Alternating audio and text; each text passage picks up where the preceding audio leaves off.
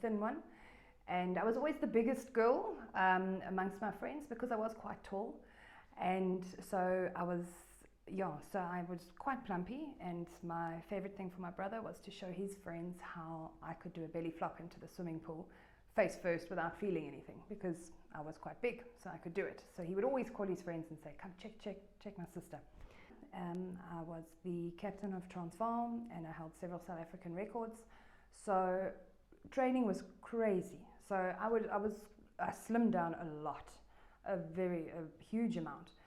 But I had a swimming coach by the name of John, and he was an Australian swimming coach. And his biggest thing was to monitor our weight. And he would make us all stand on the scale in front of everybody. And at this stage I was about 13, so in front of all the older boys. And it was very embarrassing. And he would monitor your weight and chastise you and mock you in front of everybody. So and at that stage, I mean, we were swimming, we would train twice a day before school and after school, plus we would run before swimming. So our training was incredible, and my body was thin. But this coach had this thing where he had to almost embarrass you to ensure that you didn't get fat. And first year out of school, then the weight just started gaining. And not knowing what to do, I would do stupid diets, like I would eat soup for a week, solid. Lose a lot of weight, and then put something else in my mouth and go and blow out. And coming from a family where everybody's slim, it was very difficult. My brother, bless him, he sounds bad, but it was all in love. He used to call me Porks, and that was my name, Porky. And for Christmas one year, as a joke, he gave me tinned food, wrapped tin food up. So all those things do sit in your brain. And so I could never, ever stick to anything. I think I did way less. I did Sure Slim. I did the ones where it's on the points basis. You name it, I've done it.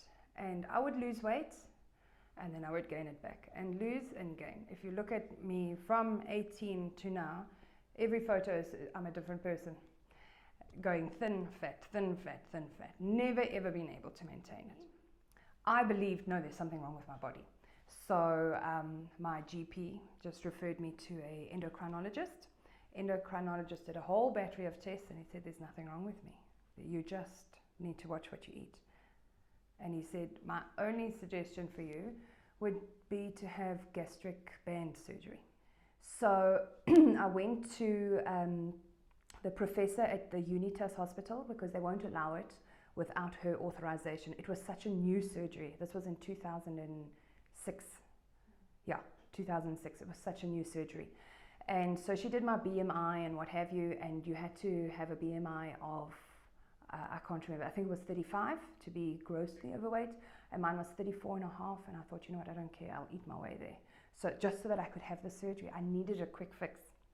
And I went and had the surgery, and I lost a drastic amount of weight. I lost, I think it was 34 kilos. However, the gastric band stopped working. And what actually ended up happening is the gastric band slipped into my stomach, and I landed up literally on my deathbed. It caused a hole in my stomach, a 3 by 3 centimeter hole, and I got contracted septicemia. And they called the family in to say, listen, she's got basically 48 hours. And I remember my little niece coming to visit me, and she, I think at that stage was maybe 10, and she used to go, oh, I'm so fat. And then she came to visit me in the hospital, and she said to me, but Auntie Sally, why did this happen? So I said, because I was like you. I thought that I was fat, and it's not worth it. So yes, so they removed the band, obviously, because of what it had done to me. And then my brain thought that I can't do my weight without a gastric band. That was my crutch. And so I just ballooned out again. And then I thought, no, the thing that makes me lose weight is exercise. So I exercised. I was happy, I was exercising. And then I got to a nice weight. And then I fell pregnant. And things just went south from there. In the space of 6.5 months, I gained 20 kilos. My confidence was very low after my son was born because he was a prem baby, and I believed that he was prem because my body failed. I thought it was all my fault, so my confidence went. And when your confidence goes and you're feeling sad, you eat. So I was just gaining even more weight after I had him. All my friends had full-term babies and there was nothing wrong, and they, at that stage, they didn't know why he had been born early. So I just couldn't understand, why can't I carry a baby? And there's that part of your brain that knows logically, this is not your fault, but then there was that other part of that guilt when this baby comes and he's so tiny and he's fighting for his life in ICU and you feel guilt. I never felt good enough as a mom because he was prem, so he was his milestones were delayed, which is normal, totally normal for a prem child. But I still thought, oh, my friends' babies are sitting, but mine's not sitting. And so it was a silly thing. And then I would just eat, just to feel better. Sure. The minute I get upset at work, I would go downstairs to the canteen and buy a chocolate, a pack of chips, you name it, I would do that. And then, so then it got to a stage where I wasn't feeling well at all. And a friend of mine said, oh, you should go and see Nikki. Who's Nikki? And she sent me your details, and I just kept it in my phone.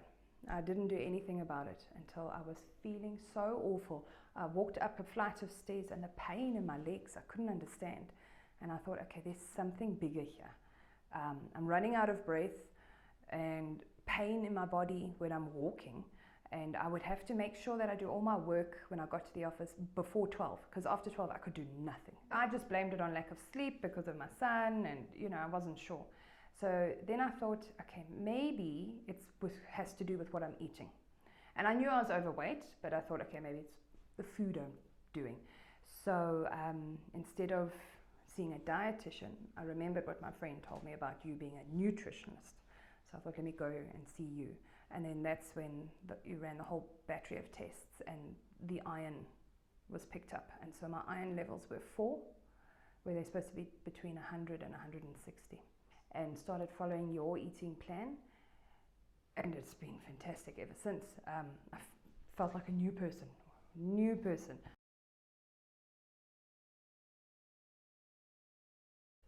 When I came and saw you and you gave me an eating plan, it was the biggest shock of my life. I've never seen so much food.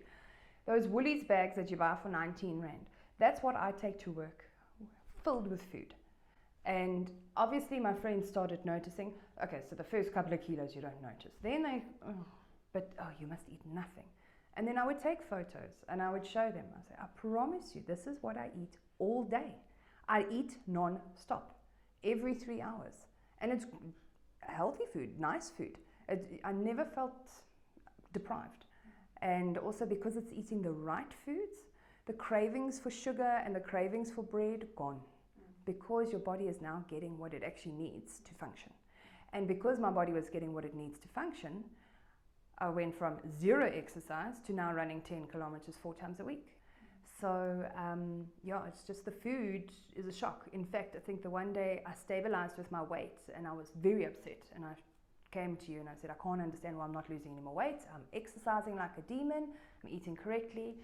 And then you said to me, send me a photo of what you eat for supper tonight. So I sent you a photo of 2 lamb chops and some veggies. You're like, no, 4 lamb chops.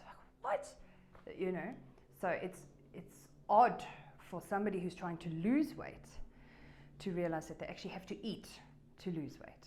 My mother does not get that if you eat, you lose weight. So she says to me, I can't understand it. For lunch I had Provitas with tomato. Otherwise you're eating cardboard.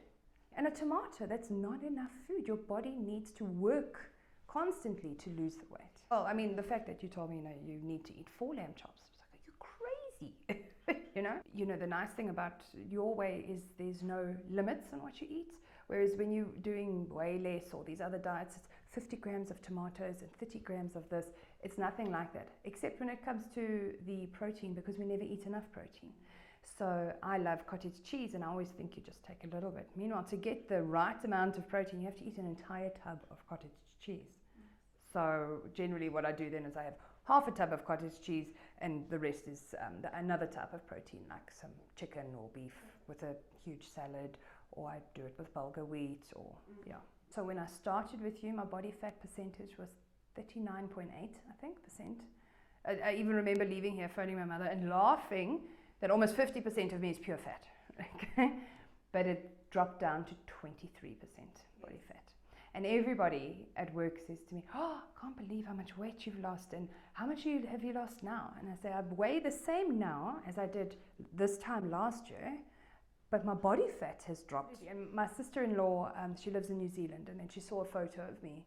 My husband and I went to a wedding, and I sent a photo, and she said, "Oh my God, you've lost even more weight. Tell me what you're doing." And I said to her, "I haven't lost more weight, I've lost body fat. My body fat has dropped 16%. And it's difficult for her to understand that. And then I tell her, I'm doing what I've always done. Just eat. Oh, for me, I just hit rock bottom. Absolute rock. I couldn't handle knowing that in summer I'm hot and I'm sweaty because I won't wear a pair of shorts. I wouldn't wear a pair of shorts. The only dresses I could wear were dresses down to the floor, and I couldn't wear, I couldn't wear strapless dresses, but I had to wear strapless dresses because my arms were too big. So normal dresses were too tight. So I had just had enough, and I couldn't handle that feeling of going to the beach in December and being uncomfortable around my husband, thinking, "Oh, I'm sure he's looking at those other women. I'm sure, Meanwhile, he's not. I mean, I must say, my husband was great. He never said a word with my weight going up and down, up and down. And so I'd had enough. I'd had enough of being miserable. That's what it was. I would never look in a mirror. Never. I hated photos. The only photos I have of other people taking when I didn't know they were taking the photos, But I would, in the morning, do my hair and makeup and stuff. I never had a long mirror in my house. Never. Because I never wanted to see what I looked like. And if I did walk past a mirror or at the shops with the windows and stuff, my eyes were always down. I could not look at myself. Nobody's attitude towards me has changed at all. They still treat me the same as when I was 20 kilos heavier. I feel more confident. I will go out now and spend money on myself, I'll buy myself a nice pair of shoes. Whereas before I didn't believe that I was worthy of it. It sounds terrible, but it's true. If you're not happy with your child's teacher at school, you do something about it. Because you're trying to look after the best interests of your child. So why won't you look after your best interests? Do something about it. Only you can look after you. I was not confident, okay? Not that losing weight makes you confident, but because you felt so awful about yourself. So if somebody said something to me, I would just, I'd accept it like that. Now I feel, no, if I want to challenge something, I can, because I have this confidence now that I never had before. And it's sad to think that your weight can influence the way that you feel about yourself as a woman, as a person, as a mother. It's terrible. Yeah. I've got 3 very good friends that I met during antenatal class. And so none of them gained weight during their pregnancy. They all looked fantastic. And even during antenatal, I lied about how far I was in my pregnancy because I was too embarrassed. So, because they were all much further ahead than me, and I was so big that I said I was 3 weeks ahead of what I really was, because I was too embarrassed to say I was only 25 weeks because of my size. So I said, "Oh no, I'm 28 weeks," So it's sad that that's what happens. It's a daily battle in your head, because after 40 years of telling yourself you're fat, it takes a while to get rid of that. So I know I'm not fat, but I know I'm not perfect. But I'm going to continue with my exercising that I love. I absolutely love it. And I think every day I slip, obviously. I just went on holiday now to Greece. Before I started with you, I suffered from IBS. Terrible IBS. Terrible. I don't think I've had an IBS bout, for over a year, because something worked. It's all that food that makes you inflamed. I don't have it anymore. So I don't suffer from it anymore, which is great.